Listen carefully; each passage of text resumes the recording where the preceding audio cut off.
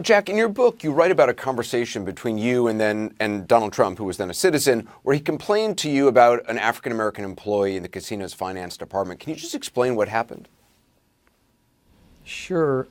It was really a dialogue that we had over a couple of years, Anderson, but one particular instance where he referred to, who was our chief financial officer, by the way, not just an employee, the top financial officer in the organization.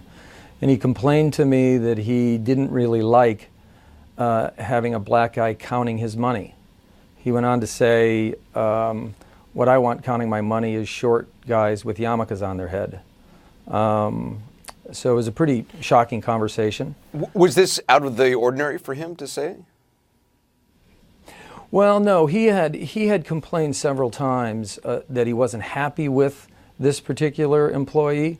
But it was really the first time that he really honed in on the fact that he didn't like him simply because he was black. Because he went on to say in this conversation that he perceived this guy as being lazy.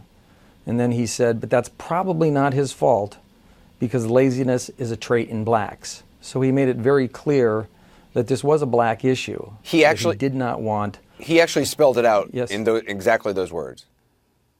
He spelled it out in exactly those words. You hear the president now say that he's not a racist and that he is, quote, the least racist person. Knowing him, having worked with him, do you believe that? Well, I don't.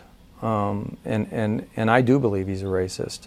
And further to the point, Anderson, I believe anybody that has spent substantial amount of time around him in a casual atmosphere, whether it's business or at dinner or at lunch, I believe it would be very difficult that he wouldn't express these feelings to them over time.